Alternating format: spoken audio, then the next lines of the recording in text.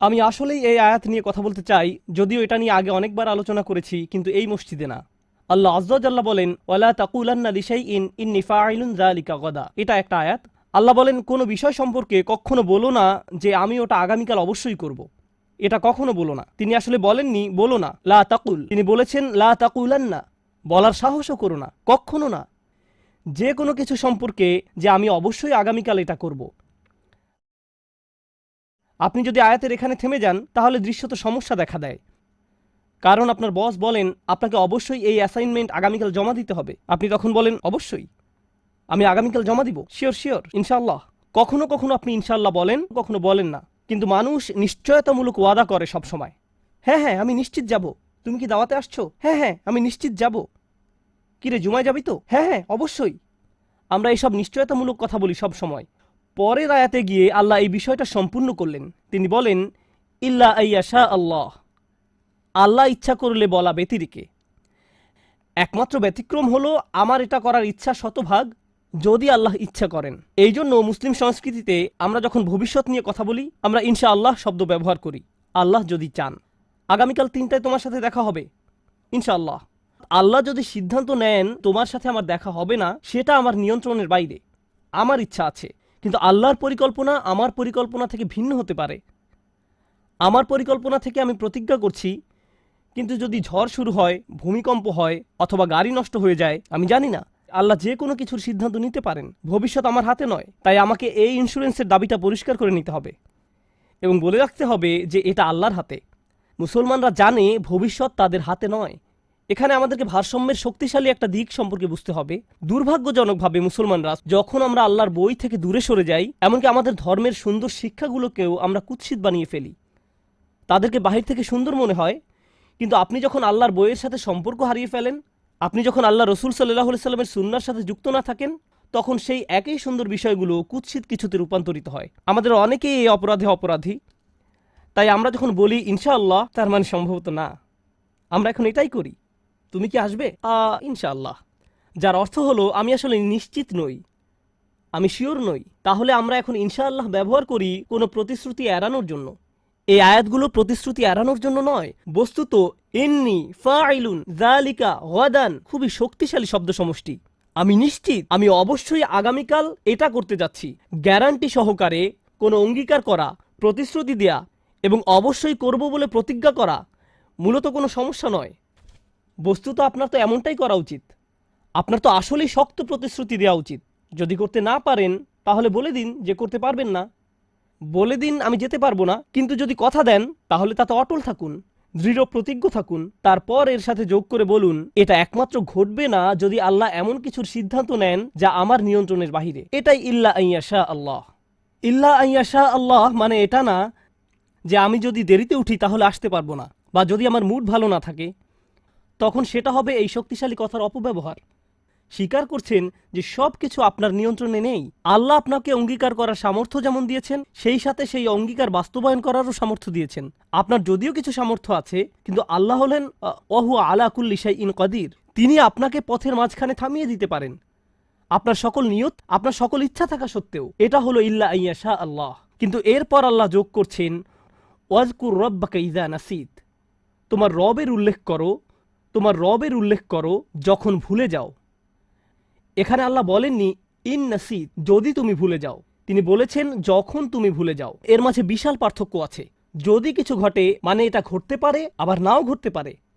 আর যখন ইজা নাসিত বলা হয়, আল্লাহ গ্যারান্টি দিচ্ছেন। আল্লাহ গ্যারান্টি দিতে পারেন, আমি পারি না। আল্লাহ গ্যারান্টি দিচ্ছেন আপনি এবং আমি ভুলে যাব। আমরা ভুলে যাবই যখন আমরা ভবিষ্যতের ব্যাপারে কোনো প্রতিশ্রুতি দিব, কিন্তু ইনশাআল্লাহ বলতে ভুলে যাব। আমরা মনে মনে পরিকল্পনা করব। কখনো কখনো আপনি হয়তো মুখে বলেন না। প্রসঙ্গত আরবিতে কওল বা বলা দ্বারা শুধু জিহ্বা দিয়ে বলাকে বোঝানো হয় না, এমনকি মনে মনে কিছু বলাও কওল দ্বারা বোঝানো যায়। যেমন আমরা বাংলায় বলি আমি মনে মনে বলেছি। এই চিন্তাটাও অনেক সময় আপনি এভাবে চিন্তা করেন আমি অবশ্যই এটা বা ওটা করব। এমনকি সেই চিন্তার সাথেও ইনশাআল্লাহ যুক্ত থাকা উচিত। কি সেই মনে মনে বলা কথার সাথেও মাঝে মাঝে ইনশাআল্লাহ যুক্ত থাকে না, শুধু আমার মাথায় পরিকল্পনা থাকে এই সপ্তাহে এই কাজটা করব, পরের সপ্তাহে ওটা করব। আচ্ছা মনে থাকবে, মনে থাকবে, কিন্তু ইনশাআল্লাহর কথা আপনার মনে ছিল না, আর মনে থাকা উচিত ছিল। অনেক সময় আপনি হয়তো কারোর সাথে ফোনে কথা বলছেন, আর ভবিষ্যতের কোনো ব্যাপারে ওয়াদা দিলেন, তোমার সাথে রাতের খাবারে যোগ দিব, সালামু আলাইকুম। এরপর মনে হলো, ও আমি তো ইনশাআল্লাহ বলিনি। তার মানে এটা নয় যে আপনি আবার তাকে কল করে বলবেন ইনশাআল্লাহ বলতে ভুলে গিয়েছিলাম, তাই এখন আবার বলছি ইনশাআল্লাহ। তাকে ইনশাআল্লাহ শুনতে হবে না। আল্লাহ আজ্জা ওয়া জাল্লা শুনতে চান যে আপনি এটা বলেছেন। আপনাকে শুধু আপনার রবের দিকে ফিরে বলতে হবে, অযকুর রব্বাকা ইযা নাসিত। আর তোমার রবের কথা স্মরণ করো যখন ভুলে যাও। ইল্লা আইয়াশা আল্লাহ অযকুরহু ইযা নাসিত। তার কথা মনে করো যখন ভুলে যাও। আল্লাহ এটা বলেননি, তিনি বলেছেন তোমার রবের কথা স্মরণ করো। একবার যখন আয়াতে আল্লাহর নাম ব্যবহার করা হয়েছে, ইল্লা আইয়াশা আল্লাহ, আল্লাহর নাম যখন একবার উল্লেখ করা হয়েছে, একবার কারো নাম উল্লেখ করা হলে পরের বার উল্লেখ করার সময় আমরা প্রোনাউন ব্যবহার করি।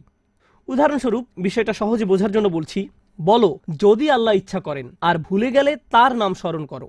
তার কথা স্মরণ করো যখন ভুলে যাও। তার শব্দটি আল্লাহর প্রতি নির্দেশ করবে, কিন্তু আল্লাহ তার শব্দটি উল্লেখ করেননি, প্রোনাউন ব্যবহার করেননি। তিনি বলেছেন রব্বাক। এখানে আসলে এই বিষয়টার প্রতি আবারও জোর দেওয়া হচ্ছে যে আপনি যেন আবারও নিজেকে পরিচয় করিয়ে দিচ্ছেন আল্লাহ আপনার প্রভু, আল্লাহ আপনার ভবিষ্যতের নিয়ন্ত্রক, তিনি আপনার রব, তিনি আপনার চূড়ান্ত মালিক। আর এই কথা কখনোই ভুলে যেতে পারবেন না। এটা আপনার উপর আল্লাহর কর্তৃত্বের অংশ যে আপনার ভবিষ্যৎ তার হাতে। তাই আল্লাহ সাধারণ নিয়মের বাহিরে গিয়ে বলেন রব্বাক ইযা নাসিত। যখন আমরা আমাদের ভবিষ্যতের কোনো ব্যাপারে প্রতিশ্রুতি দিব, এটা আসলে মূলত আল্লাহর হাতে। এখন পর্যন্ত এটা আসলে ভারসাম্য রক্ষা করার এক অসাধারণ আয়াত। একদিকে আপনি সম্ভাব্য সবচেয়ে শক্ত প্রতিজ্ঞা করছেন, ইন্নী ফাইলুন যালিকা গাদা। এমনকি ইন্নী সাআফআল নয়, এটা এমনকি ক্রিয়াপদও নয়। প্রতিশ্রুতির জন্য ইসমে ফাইল ব্যবহার করা হয়েছে, আমি অবশ্যই এটা করব আগামীকাল। আবার পক্ষান্তরে আপনি সম্পূর্ণরূপে আল্লাহর উপর নির্ভরশীল। তাই সামনে এগিয়ে যাওয়ার পূর্বে এই ভারসাম্য নিয়ে কিছু কথা বলা যাক।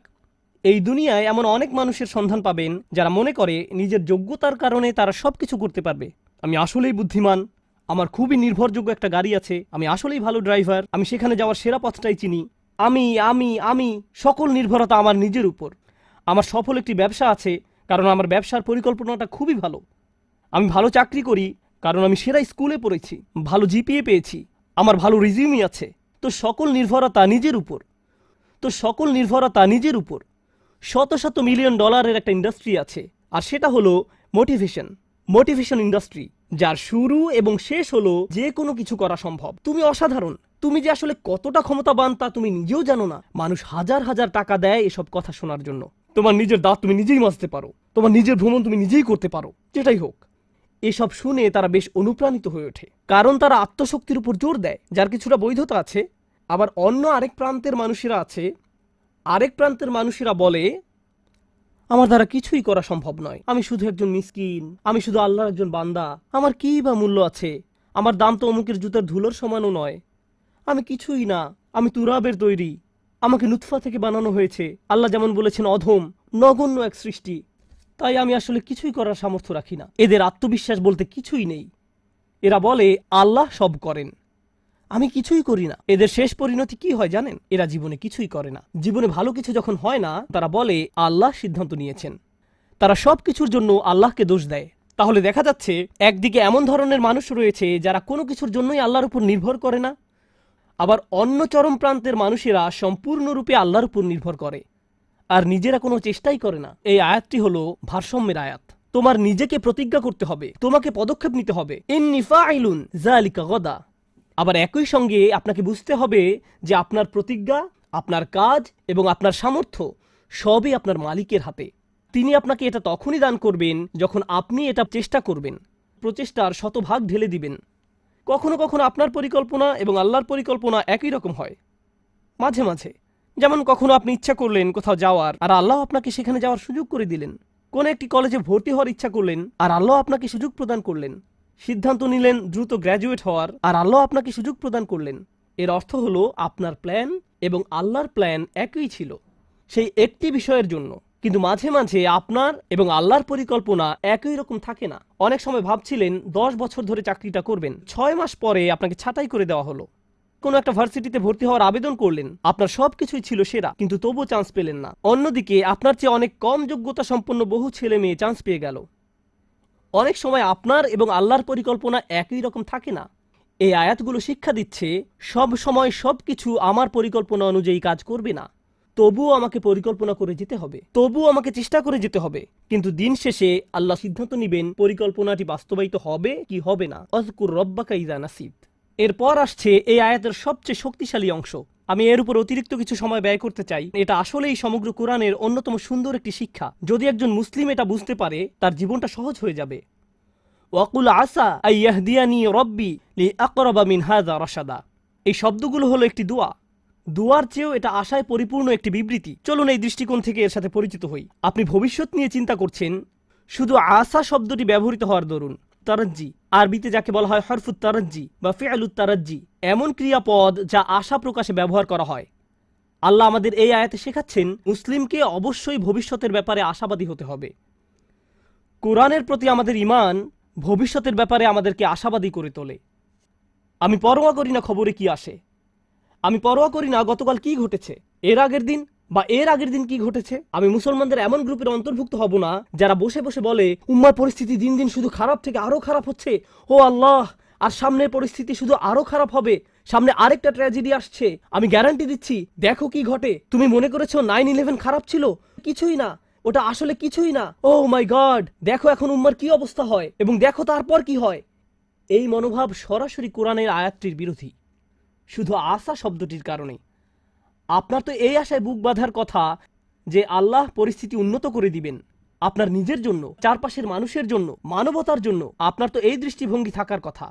তারপর তিনি বলেন, আর নিজের ভবিষ্যতের ব্যাপারে কি বলবেন? আসা আন ইয়াহদিয়ানি রব্বি, সম্ভবত আমার রব আমাকে পথ দেখাবেন। নিজের ভবিষ্যতের জন্য সবচেয়ে আশাবাদী কোন জিনিসটি আপনি পেতে পারেন? সবাই ভালো চাকরি চায়, ভালো অর্থনৈতিক অবস্থা চায়, ভালো পারিবারিক অবস্থা চায়, সুস্বাস্থ্য চায়। আমরা এগুলো সব চাই, কিন্তু জানেন সবচেয়ে মৌলিক যে জিনিসটি আমার আপনার প্রয়োজন, যা অক্সিজেনের চেয়েও বেশি মূল্যবান, তা হলো আল্লাহর হেদায়েত। একবার এটা পেয়ে গেলে সবকিছু ঠিক হয়ে যাবে, কিন্তু হেদায়েত না পেলে আপনার আসলে কিছুই নেই। এই আয়াত আশাবাদী করে তোলে যে আল্লাহ আমাকে পথ দেখাবেন। আসা আইয়াহদিয়ানি রব্বি, আমার প্রভু আমাকে পথ নির্দেশনা দান করবেন, তিনি আমাকে ভুলে যাবেন না। ভবিষ্যতের জন্য ওয়াদা দেওয়ার সময় আমি তার স্মরণ করব, তাহলে তিনিও ভবিষ্যতে আমাকে স্মরণ করবেন। ইনশাআল্লাহ বলার মাধ্যমে আমি তাকে স্মরণ করলাম, যখন ভবিষ্যতের কথা আসে তিনিও আমাকে স্মরণ করবেন। ফাযকুরুনি আযকুরকুম, সুতরাং তোমরা আমাকে স্মরণ করো, আমিও তোমাদের স্মরণ করব। এখন আল্লাহ আপনাকে হেদায়েতের গ্যারান্টি দিচ্ছেন। আবার বলছি, এখানে মুসলমানদের বোঝার জন্য খুবই গুরুত্বপূর্ণ একটি ব্যাপার রয়েছে। সারা পৃথিবী জুড়ে বহু মানুষের মাঝে, আল্লাহিল আযীম, এই গ্রহের যেই প্রান্তে যান না কেন, মানুষের একই ধরনের বিভ্রান্তি, একই প্রশ্ন বারবার।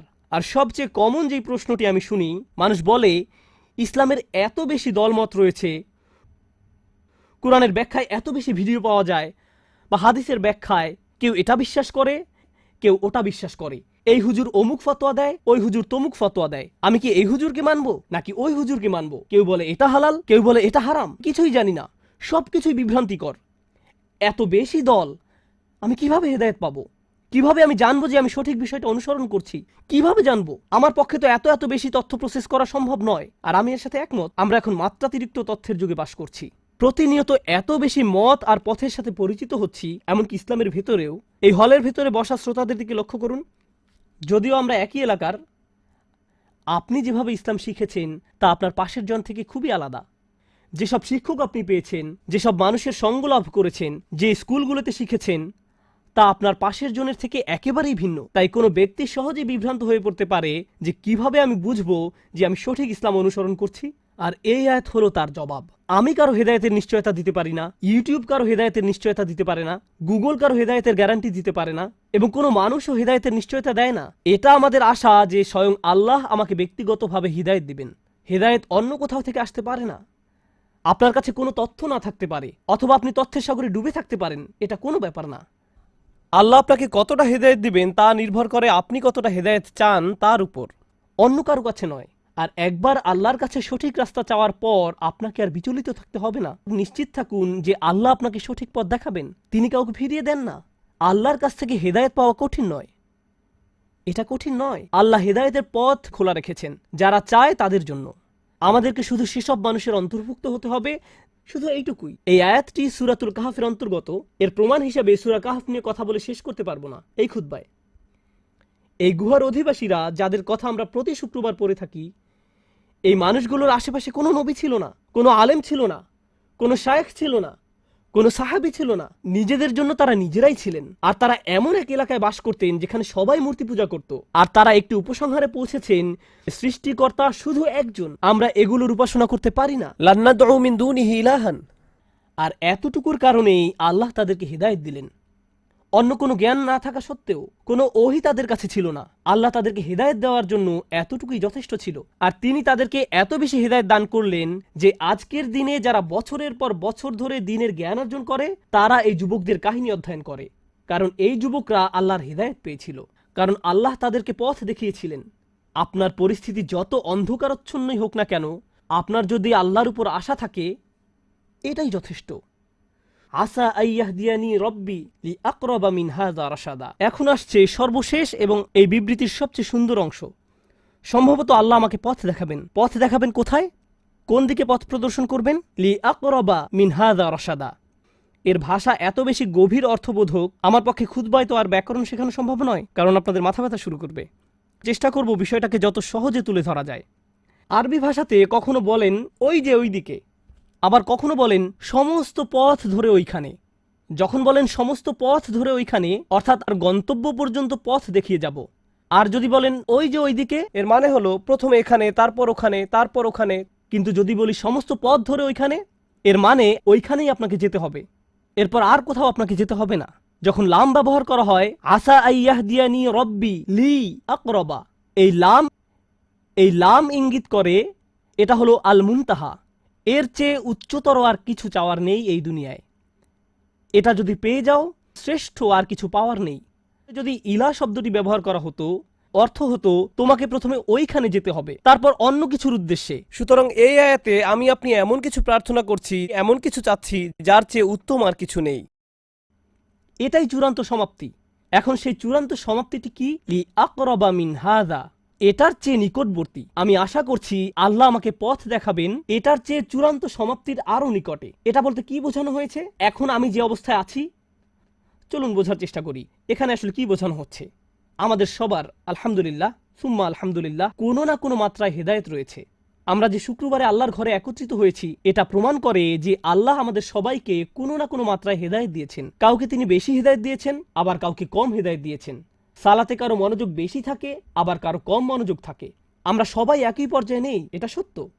কিন্তু জানেন এই দোয়া আমাদের কি শেখাচ্ছে? আমার চূড়ান্ত লক্ষ্য হলো আমাকে আল্লাহর আরো নিকটবর্তী হতে হবে। আমি এখানে এজন্য আসিনি যে নিজেকে অন্য একজনের সাথে তুলনা করব। আমি এখানে এসেছি শুধু নিজের আজকের অবস্থানের সাথে নিজেকে তুলনা করতে। আমি যদি শুধু নিজের এখনকার অবস্থা উন্নতির জন্য কাজ করে যেতে পারি, এটাই আল্লাহর সামনে চূড়ান্ত সফলতা। এর চেয়ে চূড়ান্ত কোনো সফলতা নেই। আপনি কোনোদিন নিখুঁত হবেন না, আমিও কোনোদিন নিখুঁত হতে পারবো না। আমরা যা করতে পারি তা হলো আরেকটু ভালো হওয়া, এরপর আরেকটু ভালো, এরপর আরেকটু ভালো। শুধু দিন দিন ক্রমাগত উন্নতির চেষ্টা করুন। যদি কেউ এভাবে আল্লাহর নিকটবর্তী হওয়ার চেষ্টায় রত থেকে মারা যায়, সে সফল।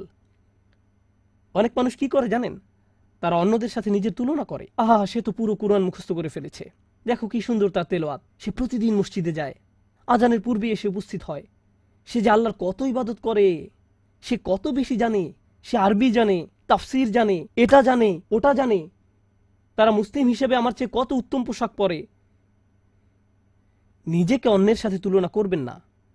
আল্লাহ আপনার কাছে এটা চান না। আল্লাহ আপনাকে অন্যের পাশে রেখে তুলনা করবেন না। তিনি তো আপনাকে এমনকি দুনিয়াতেও অন্যের সাথে তুলনা করতে চান না।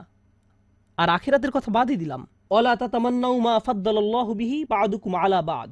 অন্য মানুষদেরকে যা দেওয়া হয়েছে তার আকাঙ্ক্ষা করো না, নিজের প্রতি এমন অন্যায় করো না। তাহলে আমরা কি শিখছি? উদাহরণস্বরূপ আমরা শিখছি, আপনি আজকে কোরআন তেলাওয়াত শেখা শুরু করলেন, আপনার বয়স হয়ে গেছে ৩৫ বছর যাবত বইটা খুলেও দেখেননি।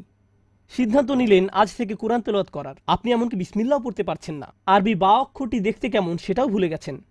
আপনার বয়সের মানুষেরা বড়দের মতো করে পড়তে পারে, এখন আপনাকে বাচ্চাদের মতো শিখতে হচ্ছে। এতে কোনো সমস্যা নেই। আপনি যখন আলিফ পড়া শিখছেন, বা পড়া শিখছেন এবং আল্লাহর দিকে কিছুটা অগ্রসর হয়েছেন, এখন এই অবস্থায় যদি আপনার মৃত্যু হয়, আপনি হয়তো একজন হাফেজে কোরআনের চেয়ে উত্তম, যে সম্পূর্ণ কোরআন মুখস্থ করেছে, কিন্তু এর প্রতি কোনো কদর নেই। কে নিজেকে আরো উত্তম মানুষ হিসেবে গড়তে চায় জানা যাবে অন্তর থেকে, আর আল্লাহ সেটা জানেন। তাই আল্লাহর দিকে অগ্রসর হওয়ার ক্ষেত্রে এখন যে অবস্থায় আছেন তাকে ছোট করে দেখবেন না। মানুষ আপনাকে ছোট করে দেখতে পারে, কিন্তু আল্লাহ আপনার চেষ্টাকে ছোট করে দেখেন না। মনে হয় যেন আল্লাহর কাছ থেকে হিদায়ত পাওয়া অনেক কঠিন, আর আল্লাহ হিদায়তের দরজাকে বিস্তীর্ণ রূপে খোলা রেখেছেন। তিনি শুধু আমাদেরকে বলেছেন এই দোয়া করার জন্য, ইয়া আল্লাহ আমাকে পথ দেখান, লি আকরাবা মিন হাযা রাশাদান। রশাদান মানে সত্য পথের হিদায়ত। এই আয়াতের শেষ শব্দ রশাদান ইঙ্গিত করছে আপনি যে এই দোয়াটি করছেন তা প্রমাণ করে আপনি ইতোমধ্যে কিছুটা হিদায়ত পেয়ে গেছেন। আপনার বলা উচিত নয় আমি পথভ্রষ্ট। এই আয়াত স্বীকার করে নিচ্ছে আল্লাহ যে আপনাকে দোয়া করার সামর্থ্য দিয়েছেন, এই সামর্থ্য নিজেই আল্লাহর পক্ষ থেকে আপনার জন্য একটা হেদায়েত। আল্লাহ আপনাকে আরও দিবেন, তিনি আরও দিবেন এবং তিনি আরও দিবেন। মুসলমানরা এমনই আশাবাদী এক জাতি, যখন পৃথিবীতে হেদায়েত নেমে আসে তখন এর সাথে প্রশান্তি আসে, ইতমিনান আসে, হৃদয় প্রশান্তিতে পূর্ণ হয়ে যায়। আলা বিযিক্রিল্লাহি তাতমাইন্নুল কুলুব, এই কথা বলেই আলোচনার সমাপ্তি টানতে চাই। অন্তর যখন প্রশান্ত হয়ে যায় তখন এই প্রশান্তি আশেপাশেও ছড়িয়ে পড়ে। প্রশান্তি সংক্রামক, ঈমান সংক্রামক। পরিবারের ভেতর শান্তি ছড়িয়ে পড়ে, বন্ধু বান্ধবদের মাঝে শান্তি ছড়িয়ে পড়ে, সমাজে শান্তি ছড়িয়ে পড়ে যখন হিদায়েত আসে। পৃথিবীর সমস্যা যদি হয় সংঘর্ষ ও ঘৃণা, পৃথিবীর সমস্যা যদি হয় যুদ্ধ, তখন এর সমাধান রাজনৈতিক পলিসিতে নয়, আরও যুদ্ধাস্ত্র হয়। এটা সমাধান নয়, অর্থনৈতিক নিষেধাজ্ঞাও নয়। মানবতার আজকে যা দরকার তা হলো হেদায়েত, কারণ হেদায়েত ছাড়া কোনো শান্তি নেই, পাওয়া সম্ভব না। ফাআইয়ুল ফারিকাইনি আহাক্কু বিল আমন ইন কুনতুম তা'লামুন আল্লাযীনা আমানু। কে শান্তি লাভের বেশি হকদার? যারা বিশ্বাস স্থাপন করে, যারা ঈমান এনেছে। ঠিক এটাই আমরা আল্লাহ আযজা জাল্লার কাছে প্রার্থনা করছি। যখন আপনি এবং আমি এই দুনিয়াতে শান্তির জন্য দোয়া করি, মুসলিম দেশগুলোতে শান্তির জন্য দোয়া করি, তখন আসলে আমরা সরাসরি আল্লাহর কাছে দোয়া করছি আমাদের নিজেদের জন্য এবং আমাদের চারপাশের দুনিয়ার জন্য আরো বেশি হেদায়েত। আল্লাহ আযজা জাল্লা আমাদের সবার হেদায়েত বাড়িয়ে দিন এবং আমাদেরকে সেসব মানুষের অন্তর্ভুক্ত করুন যারা তাদের ভবিষ্যতের ব্যাপারে আশাবাদী, সন্তানদের ভবিষ্যতের ব্যাপারে, উম্মার ভবিষ্যতের ব্যাপারে এবং সমগ্র বিশ্বের ব্যাপারে আমাদেরকেই চিন্তা করতে হবে, শুধু আমাদের উম্মার জন্য নয়, গোটা দুনিয়ার জন্য। আমরা ইব্রাহিম আলাইহিস সালামের মিল্লাত, ইব্রাহিম আলাইহিস সালাম সমগ্র মানবতার জন্য উদ্বিগ্ন থাকতেন। আমরা এমন একটি উত্তরাধিকার পেয়েছি। আল্লাহ আযজা ওয়া জাল্লা আমাদেরকে তেমন মানুষে পরিণত করুন, আমাদের ভবিষ্যৎ প্রজন্মকে এমন করে গড়ে তুলুন যারা কোরআন সুন্নাহর আলোকে জীবনযাপনের জলজান্ত উদাহরণ হবে।